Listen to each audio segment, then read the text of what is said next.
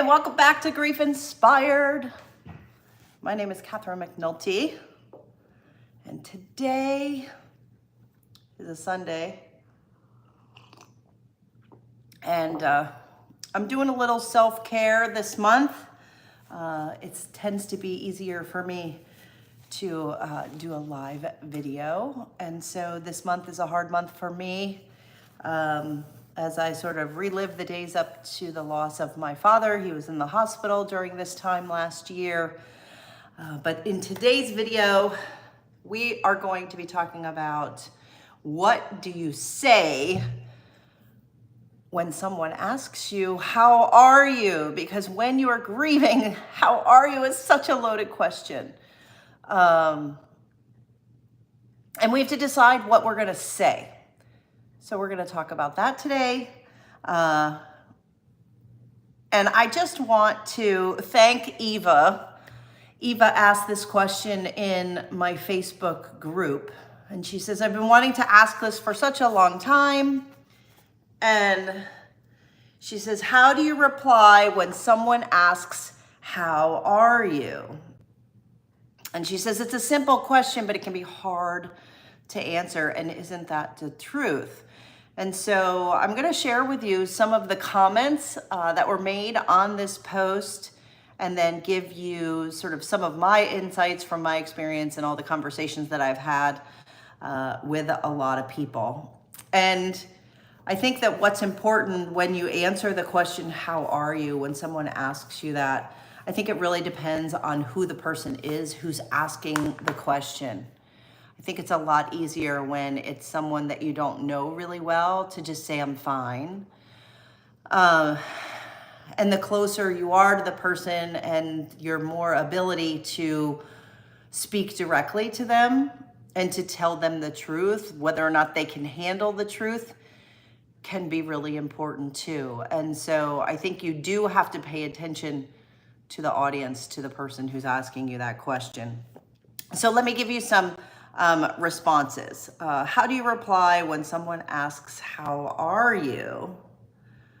Karen says, I'm just taking it one day at a time. I like that one a lot because obviously if you're saying that, somebody knows that you've had the loss and they're asking because they care, how are you? And for Karen to say, I'm just taking it one day at a time, I think lets the other person know that like you're still in it. And I think I like honesty when it comes to sharing how you are and the grief process. I think there's a tendency for us all to act like everything is okay and still be happy and chipper, even when you're not. There's a long time at the beginning of loss when, there was a time when I wasn't sure I was ever going to smile again, that I was ever going to be happy again, that I was ever going to laugh. And so trying to fake that is in some ways a betrayal to yourself. Now, I know that there's some times when that makes the most sense because you don't want to get into it. We're going to talk about that too. But what my recommendation is be truthful to yourself and do what's best for you. Stop worrying so much about other people and do what's best for you. Let's see. Here's another one. I'm doing as to be expected. This is a good one. Tanya gives us this one. Yeah, how do you think I'm doing, right? Part of it, sometimes I used to get really mad when people would ask, how are you? And you're like, well, how do you think I am? Like my baby just died. I didn't always say that because that's a little bit too blunt for a lot of people. Although there were times when I actually did say that and maybe it was a bit harsh on my part. But there's a lot of emotions, there's a lot of feels, right? And so sometimes it's, you need to just feel your own emotions and you need to say what's true to you. And I think it's more important to say what's true to you, even if it's harsh, than to deny yourself the truth. Here's another one. Jan just says, I'm doing okay. So telling people that you're doing okay, I like it because it's not a lie. It's like, well, I'm not doing fantastic, but I'm doing okay. And Jan says, I don't always want to share all the details. And I think that's what's so important is depending on the audience, depending on the person that's asking you, if you don't want to go into it, if you don't want to rehash it, if bringing it up and talking about them would make you feel uncomfortable or still brings tears to your eyes, and maybe you're out in public somewhere. I know a lot of people don't go out in public early on because they're worried they're going to run into people. And they're like, I don't know what I'm going to say. I don't know what I'm going to do if I run into such and such a person. And so it's a lot easier just to stay at home. Let me know if that makes sense to you. Let me know if you've done things to avoid other people. If you see someone in a store or somewhere else, you actually go around because you don't want to hear that question, how are you? And here's one for Mike. Mike says that it's good to be real. And I like this, this is the guy angle, which I like a lot. And when somebody asks, how are you? He says, well, I'm struggling. My wife just passed, right? And so he's like, you got to be true. You got to say what's real. And that's real for him. And to be able to say, like, this is the hardest thing that I've ever done. This is a lot harder than I expected. Any of those kind of things you can actually say. And Maureen takes a slightly different approach. And she says, well, I'm still upright. And now she posted this, right? So I didn't hear her say it. I can imagine that maybe she means like a humorous way of saying that. Well, I'm still upright. It could be a little sarcastic in that, like, hey, I haven't offed myself yet. Because sometimes we think that way. But yeah, I'm still upright. And that's all that I got. That's what I have for you. And I think again, being honest, being real, and telling people the truth. I think they might be taken aback, but I think that's a good thing because I think people are deluded sometimes. People underestimate the amount of pain that you're going to go through when you lose somebody close to you. People sometimes don't understand the magnitude of what it is you're going through because they themselves have not gone through it. This is why we often hear the terrible comments like, you should be over this by now, you should be moving on, you need to move forward, you need, you just need to get over it. I like moving forward because I think we always need to be making progress. Yeah. And Jennifer says, I'm coping or I'm doing okay. And she says, to be honest, I don't have the energy to discuss it. Right? And how many of us have felt that way before when you're just tapped out with the amount of energy? You're like, I can't go into this again. Like, I really don't want to talk to you about it. I'm coping. I'm doing the best I can. And Carol says, I'm taking it one day at a time. When somebody asks you, how are you? Carol says, I'm taking it one day at a time. And I like that a lot because it's honest, but it's not too forward. It's like, hey, this is hard, right? You're acknowledging the gravity of what you're going through. And you're like, hey, one day at a time. I'm surviving right now. And I think that there's, a period of grief that can be from a week to a month to a year where you're like, I'm just trying to get through the day. I'm just trying to survive and believe that there is a brighter future. I'm finding hope for what's next for me, but just trying to figure it all out. And Alice left a comment, and Alice has been in my grief course more than once. She's experienced multiple losses, and love my Alice. And Alice says, I'm not okay, but I will be.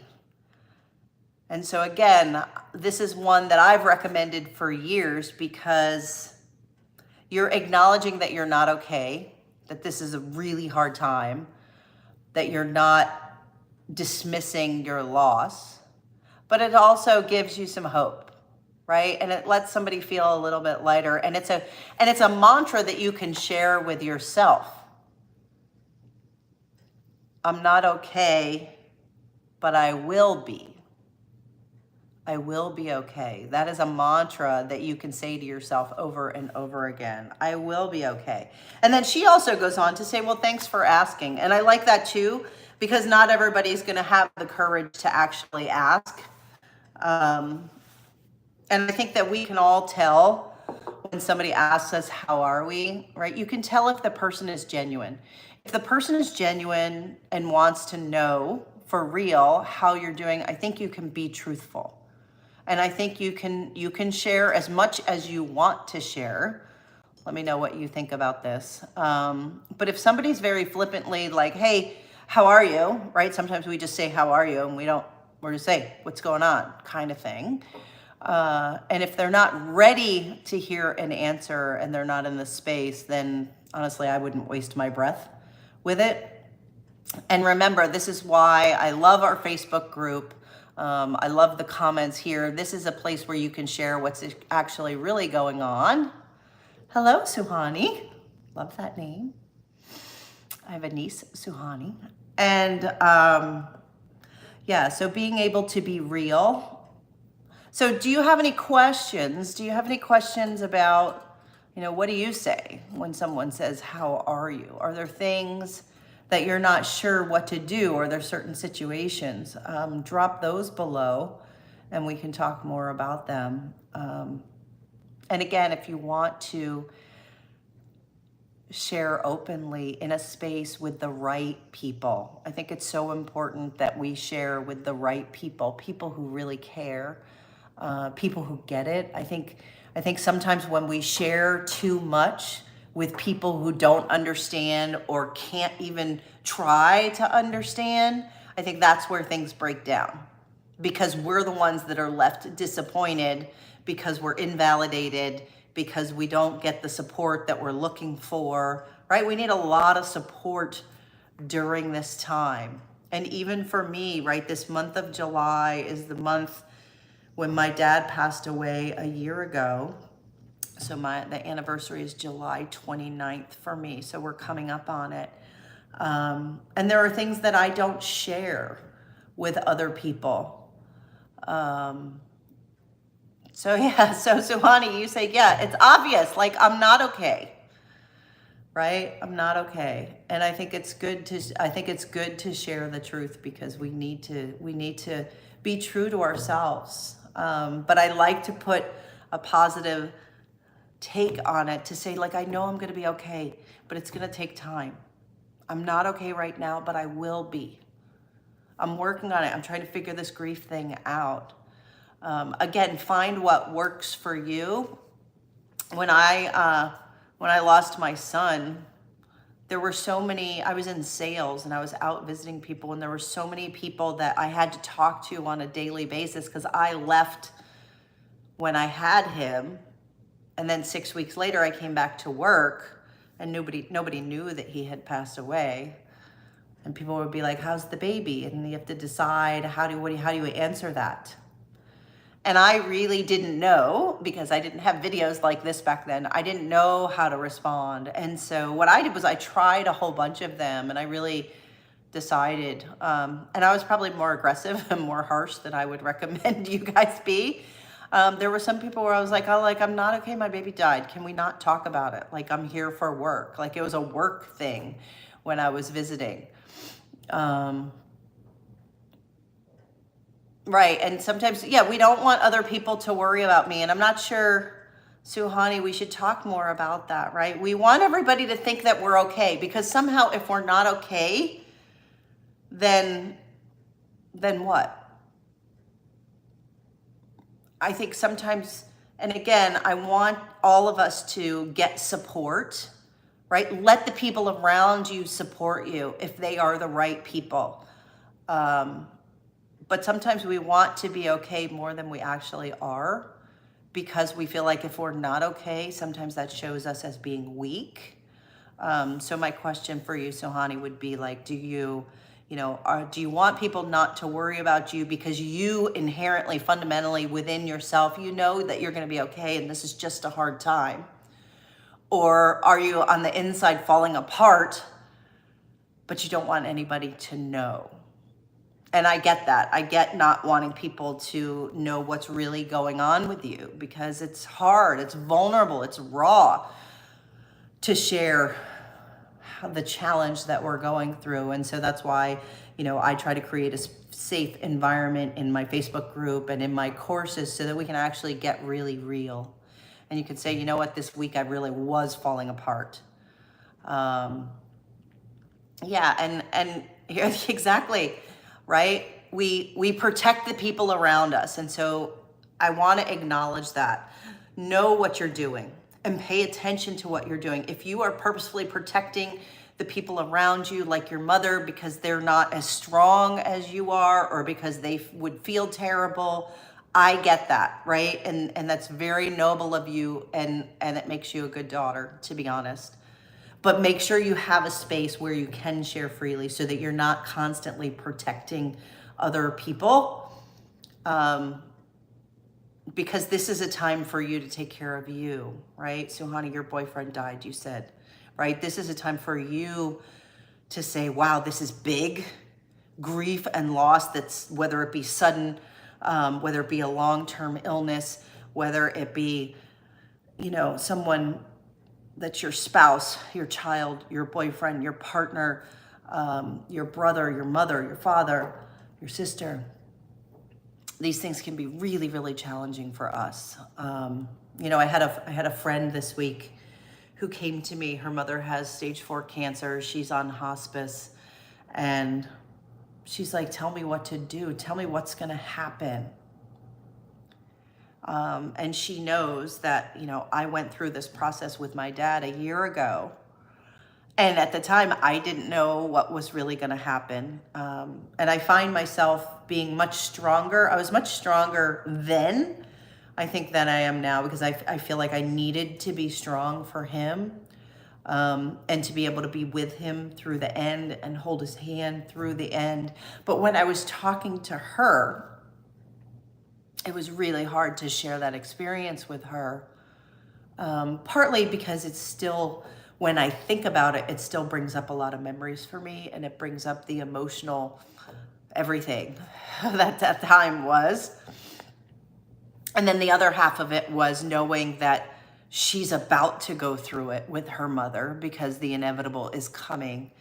And we can try to brace ourselves for loss, but there's no way to really brace yourselves other than to find people to be around you.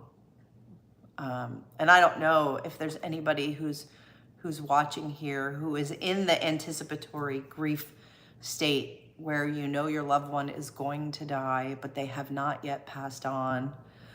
I think that's a whole different kind of difficult. And I want to acknowledge that if you guys are here, we want to support you as well. And so, as always, you can reach out to me at griefeinspired@gmail.com. I want to encourage you to jump into my Facebook group, hang out with us there. Jan Gibson does some amazing posts for me every day. We have Motivation Monday, Tools on Tuesday, Wellness Wednesday, Thoughts on Thursday, Freedom from Grief on Friday, where we don't talk about grief, Self-Care Saturday, and Sunday is Social Sunday, where we connect. So today is Social Sunday. So go over to my Grief Inspired Facebook group. When you join, there are questions. Jan will not let you in if you do not answer the questions. So if you do not answer them, we're not going to let you in. So I'm just telling you that ahead of time. We want to make sure that everyone who joins has experienced a loss, is legit, and really wants to be there for the right reason. And if you are not that person, if you are harmful or shameful or put nasty comments either on these videos or in the group, you are booted out of the group, because this is a place that's caring and safe, where you can be real and raw and you can share what's going on without judgment. And it's an important thing. We need to let go of the judgment of whatever kind of situation we happen to be in, and we just need to support each other and care about each other. So I want you to drop below, what are you going to say the next time somebody says, how are you? Are you going to try some of these different ones? And I want to encourage you to try them out, try them on, work on them with different people. And then one of the mantras, that's the top 10 grief-inspired mantras, is the answers are within you. And so I want you to decide for you what helps you the most, and what feels right for you. Don't say or do things that don't feel right because you feel like you should. And making memory books and finding ways to commemorate them, whether it be a locket, necklace, whether it be artwork, crafts. A lot of us get creative around this time because it's a way to express our emotions creatively. So I love that, Suhani. Keep that going. If you're not in our Facebook group, I don't know if I've seen you in there, join that and share those pictures. Show us what your memory book is like. And come into the group and share your loved one and tell us his name and tell us what his personality was and what you miss most about him and who he was for you and what he contributed to your life. That's what we do. We focus on that. We focus on being inspired to keep on living. That's why it's grief inspired. We want you to be inspired to keep on going, to find a different type of happiness, a different type of inspiration for you because of your loss, because of what you learned, because of who you are, because fundamentally you are a different person than you were before your loss. And in my opinion, that's not a bad thing, but it is something that we need to deal with, and we need to figure out how to keep on living. And that's what we do here. So I'm on my way to church this morning to pick up my mom, to pick up my son who's with his dad. And we're going to head off to church and meet my sister. And we pray and think about my dad in community. And I love that a lot. So have a great day, everybody. I can't wait to hear from you. Drop me your questions. Let me know how I can help. griefinspired@gmail.com. Talk to you soon.